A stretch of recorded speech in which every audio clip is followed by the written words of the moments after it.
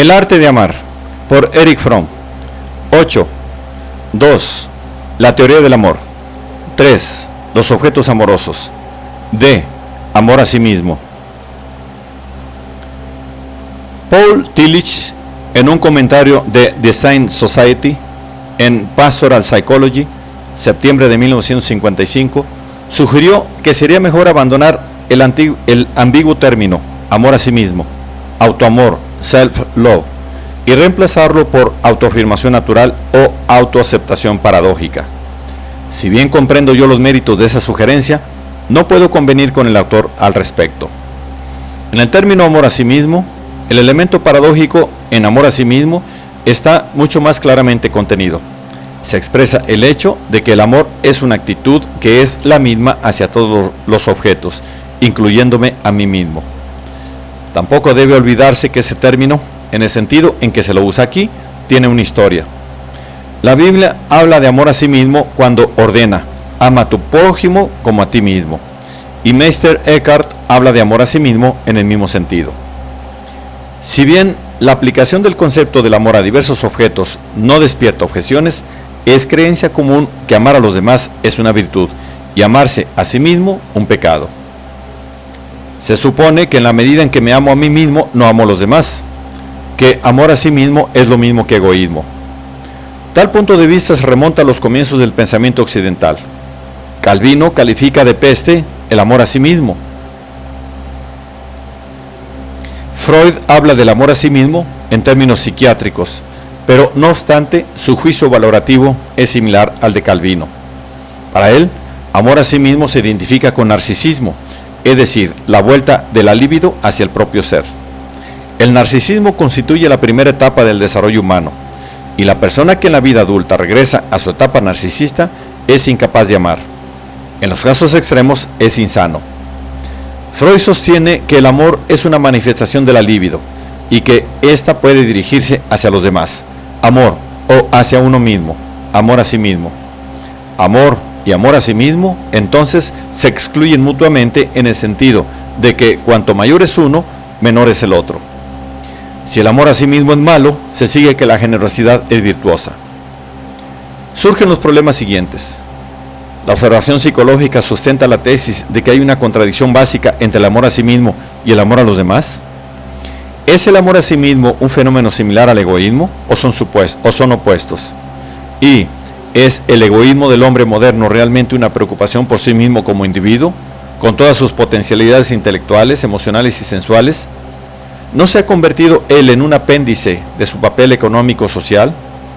¿Es su egoísmo idéntico al amor a sí mismo o es la causa de la falta de este último? Antes de comenzar el examen del aspecto psicológico del egoísmo y del amor a sí mismo, debemos destacar la falacia lógica que implica la noción de que el amor a los demás y el amor a uno mismo se excluyen recíprocamente. Si es una virtud amar al prójimo como a uno mismo, debe serlo también, y no un vicio, que me ame a mí mismo, puesto que también yo soy un ser humano. No hay ningún concepto del hombre en el que yo no esté incluido. Una doctrina que proclama tal exclusión demuestra ser intrínsecamente contradictoria. La idea expresada en el bíblico ama a tu prójimo como a ti mismo implica que el respeto por la propia integridad y unicidad, el amor y la comprensión del propio sí mismo no pueden separarse del respeto, el amor y la comprensión del otro individuo. El amor a sí mismo está inseparablemente ligado al amor a cualquier otro ser. Hemos llegado ahora a las premisas psicológicas básicas que fundamentan las conclusiones de nuestro argumento. En términos generales, dichas premisas son las siguientes. No solo los demás, sino nosotros mismos somos objeto de nuestros sentimientos y actitudes. Las actitudes para con los demás y para con nosotros mismos, lejos de ser contradictorias, son básicamente conjuntivas. En lo que toca al problema de examinarnos, eso significa, el amor a los demás y el amor a nosotros mismos no son alternativas. Por el contrario, en todo individuo capaz de amar a los demás se encontrará una actitud de amor a sí mismo. El amor, en principio, es indivisible en lo que atañe a la conexión entre los objetos y el propio ser. El amor genuino constituye una expresión de la productividad y entraña cuidado, respeto, responsabilidad y conocimiento. No es un afecto en el sentido de que alguien nos afecte, sino un esforzarse activo, arraigado en la propia capacidad de amar y que tiende al crecimiento y la felicidad de la persona amada. Amar a alguien es la realización y concentración del poder de amar. La afirmación básica contenida en el amor se dirige hacia la persona amada como una encarnación de las cualidades esencialmente humanas. Amar a una persona implica amar al hombre como tal. El tipo de división del trabajo, como lo llamó William James, que consiste en amar a la propia familia, pero ser indiferente al extraño, es un signo de una incapacidad básica de amar. El amor al hombre no es, como a menudo se supone, una abstracción que sigue al amor o a una persona específica, sino que constituye su premisa, aunque genéticamente se adquiera al amar a individuos específicos. De ello se deduce que mi propia persona debe ser un objeto de mi amor, al igual que lo es otra persona. La afirmación de la vida, felicidad, crecimiento y libertad propios está arraigada en la propia capacidad de amar, esto es, en el cuidado, el respeto, la responsabilidad y el conocimiento.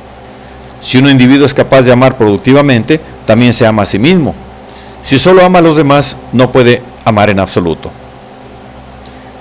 Dando por establecido que el amor a sí mismo y a los demás es conjuntivo, ¿cómo explicamos el egoísmo, que excluye evidentemente toda genuina preocupación por los demás?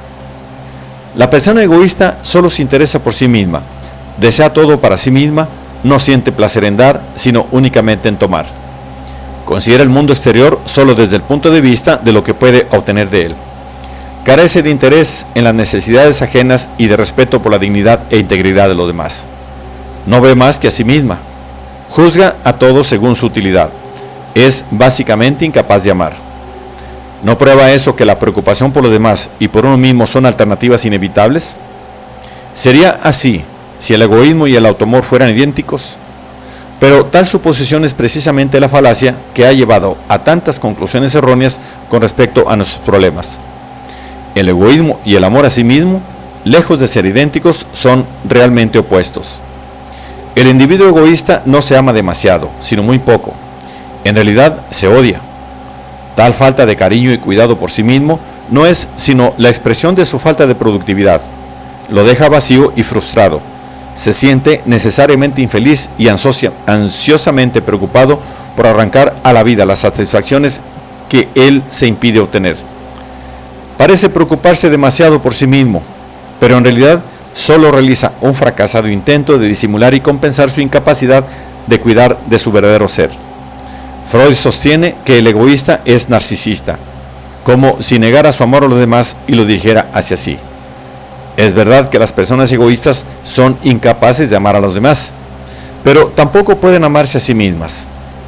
Es más fácil comprender el egoísmo comparándolo con la ávida preocupación por los demás, como la que encontramos, por ejemplo, en una madre sobreprotectora.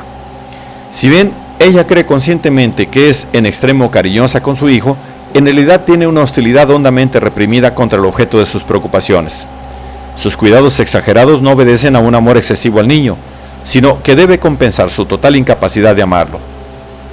Esta teoría de la naturaleza del egoísmo surge de la experiencia psicoanalítica con la generosidad neurótica, un síntoma de neurosis observado en no pocas personas, que habitualmente no están perturbadas por ese síntoma, sino por otros relacionados con él, como depresión, fatiga, incapacidad de trabajar, fracaso en las relaciones amorosas, etc.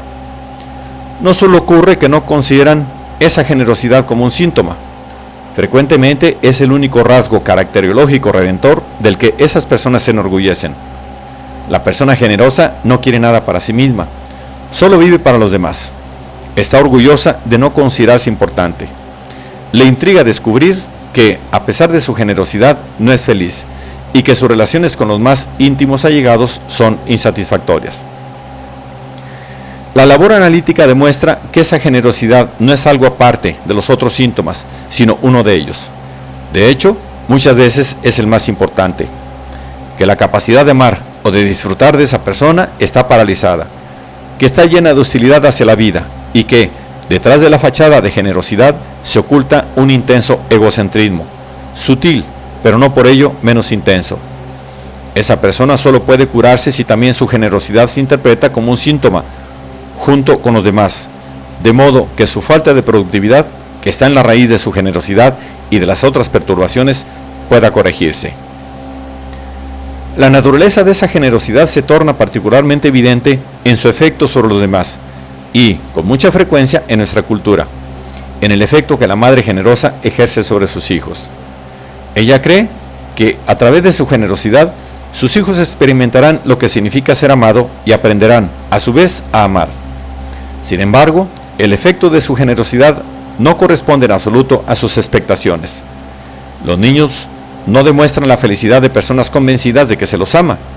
Están angustiados, tensos, temerosos de la desaprobación de la madre y ansiosos de responder a sus expectativas. Habitualmente se sienten afectados por la oculta hostilidad de la madre contra la vida. Se sienten, pero sin percibirla con claridad,